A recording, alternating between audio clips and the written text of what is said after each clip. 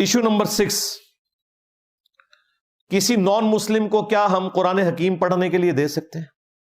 جی بالکل دے سکتے ہیں. قرآن پاک تو بریلویوں کے نزدیک تو نازل ہی کافروں کے لیے ہوا ہے. ہاں آپ کوئی آیت پیش کریں کہتے کافروں نے بارے چاہے کافروں نے بارے چاہے، تو بریلوی تو مانتے ہیں کہ کافروں کو ہی دینا چاہیے، وہ کہتے ہیں ہمارے لیے تو نازل ہی نہیں ہوا. تو یہ میں نے الزامی جواب کے طور پہ بات کی ہے، پھکی کے طور پہ. تو نان مسلم کو آپ نے قرآن ہی تو دینا ہے. اسلام کو آپ نے اسٹڈی اس اعتبار سے کروانا ہے کہ آپ کہیں گے جی یہ اسلام کے نمائندہ علماء ہیں، ان کو دیکھیں اور صحابہ کرام کی یاد تازہ ہو جائے گی. ٹھیک ہے، تو ان کو دیکھنے سے صحابہ کرام کی یاد تازہ نہیں ہوتی، صحابہ کے مخالفین کی یادیں ہی تازہ ہوتی ہیں.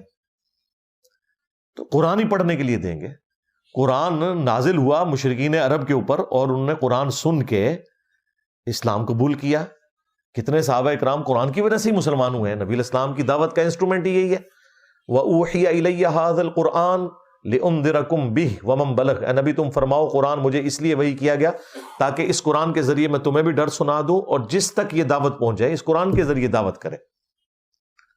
اچھا جب ہم یہ بات کرتے ہیں تو وہ کہتے ہیں چلیں آپ احتیاط کریں ترجمہ دے دیں، عربی والا قرآن نہ دیں. ان کے نزدیک جو ترجمہ ہے وہ قرآن ہی کوئی نہیں ہے. ہمارے نزدیک تو جو ترجمہ ہے قرآن کا وہ بھی قرآن کی طرح اس کا بھی احترام ہے، بلکہ جو نان عرب لوگ ہیں ان کے لیے تو وہ ترجمے میں ان کی ہدایت بھی چھپی ہوئی ہے. عربی والے سے تو صرف ثواب ملنا ہے، اور وہ بھی اس صورت میں اگر آپ نے اس کے اوپر عمل کیا.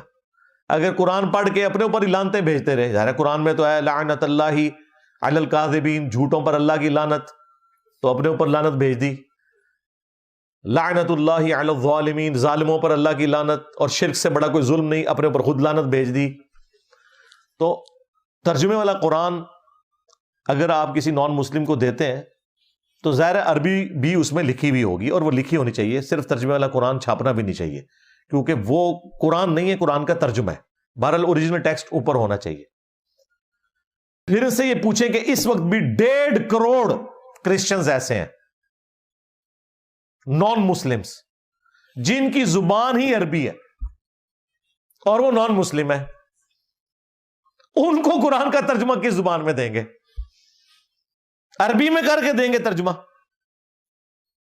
عربی میں اگر آپ نے قرآن کا ترجمہ کیا تو آپ سے بڑا تو کوئی گستاخ ہی نہیں ہے. یعنی آپ قرآن کا ترجمہ عربی میں کرنے کا مطلب یہ کہ آپ لوگوں کو بتانا چاہتے ہیں کہ اللہ تعالیٰ اپنی بات اچھے طریقے سے نہیں پہنچا سکا، میں اس کو بہترین طریقے میں آپ کو سمجھاتا ہوں. وَلِعَوْذُ بِاللَّهِ تعالیٰ. یہی مطلب ہے نا، اور کیا ہے؟ قرآن جب بیسٹ عربی میں اللہ ہی نازل کر سکتا تھا اور آسان عربی میں، اللہ تعالیٰ نے کافروں کے طعنے برداشت کر لیے کہ یہ ایک ایسی کتاب ہے جس میں مکھی کی مثال ہے اور مکڑی کی مثال ہے. اللہ نے کہا کہ میرا مقصد کسی کے اوپر روب ڈالنا نہیں ہے. اللہ اس بات سے حیا محسوس نہیں کرتا کہ وہ مچھر کی مثال بیان کرے یا اس سے بھی کسی حقیر چیز کی. اور جو حق قبول کرنے والے ہیں وہ جانتے ہیں کہ یہ اللہ کی طرف سے، اور جن کے دلوں میں ٹیڑھ پن ہے اور جو بات نہیں ماننا چاہتے تو وہ اس میں ٹیڑھ پن تلاش کرتے ہیں، کہتے ہیں اس مثال سے اللہ نے کیا نکالا. تو اللہ تعالیٰ نے پھر اس پہ غصہ نکالتے ہوئے کہا یضل بہ کثیرا ویہدی بہ کثیرا. اللہ نے اس لیے نازل کیا کہ تاکہ تم اس کا انکار کر کے گمراہ ہو جاؤ.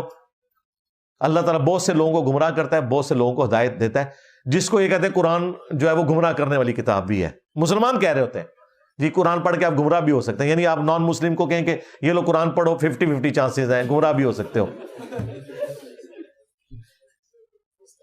ایسا شخص کافر ہے جس کا یہ عقیدہ ہے کہ قرآن گمراہ کرتا ہے. ہاں گمراہ نہیں ہے، وہ کافر ہے. یہ تو بات ہی کچھ اور تھی. اللہ نے کہا جو قرآن کو مانتے ہیں نا وہ ہدایت پہ آ جاتے ہیں، اور جو قرآن کو نہیں مانتے اور کہتے ہیں کہ اللہ اتنی بڑی ہستی ہے، اسے کیا پڑی تھی چھوٹی چھوٹی مثالیں دینے کی. تو اللہ نے تو ہر بندے کو سمجھانا ہے نا. جس طرح لوگ مجھے بھی کہتے ہیں جی انجینئر صاحب آپ جو ہیں وہ پنجابی کے الفاظ کیوں بولتے ہیں؟ بھائی میں نے تو پنجابیوں کو بھی سمجھانا ہے، میں نے تو انگریزی جاننے والوں کو بھی سمجھانا ہے. تو میرا مقصد تو بات سمجھانا ہے. تو اللہ تعالیٰ نے فرمایا کہ یہ اس لیے تاکہ لوگوں کو بات سمجھائی جائے. تو جو قرآن پہ عمل نہیں کرتے وہ گمراہ ہوتے ہیں. تو قرآن آپ پڑھنے کے لیے نان مسلم کو دیں، بلکہ اپنی دوستی کا حق ادا کریں.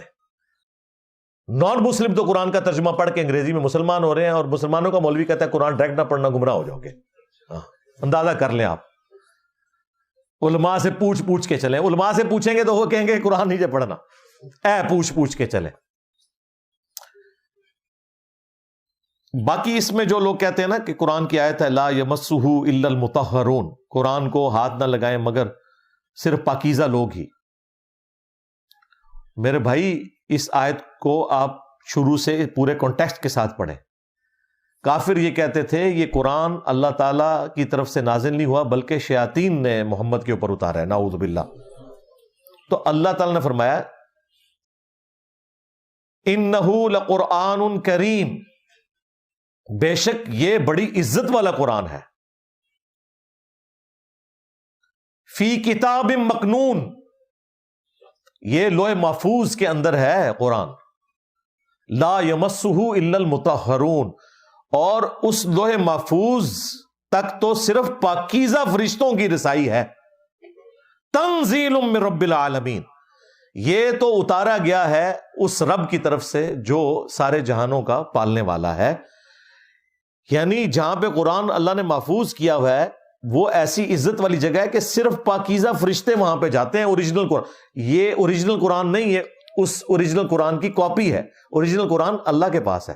بل ہوا قرآن مجید فی لوح محفوظ, یہ اس کی کاپی ہے ہمارے پاس. تو اللہ نے کہا کہ صرف پاکیزہ فرشتے وہاں پہ جاتے ہیں. انہوں نے پکڑ کے اسے فٹ کر دیا کہ جی قرآن کو ہاتھ نہیں لگائیں گے مگر باوضو. ٹھیک ہے, آپ اسے ایکسٹراپولیٹ کرتے ہوئے یہ بات کر سکتے ہیں. وضو کے لیول تک تو اتنی شرط نہیں ہے, لیکن جنبی نہیں ہونا چاہیے کسی شخص کو. یہ ایک الگ سے مسئلہ ہے, اس کے اوپر میری علیحدہ سے ویڈیوز ریکارڈ ہے. لیکن نان مسلم کے اوپر تو کوئی شریعت اپلائی نہیں ہوتی نا. اس نے وضو کیا ہو نہ کیا ہو, غسل کیا ہو نہ کیا ہو, وہ مسجد میں بھی آ سکتا ہے اور قرآن بھی پڑھ سکتا ہے.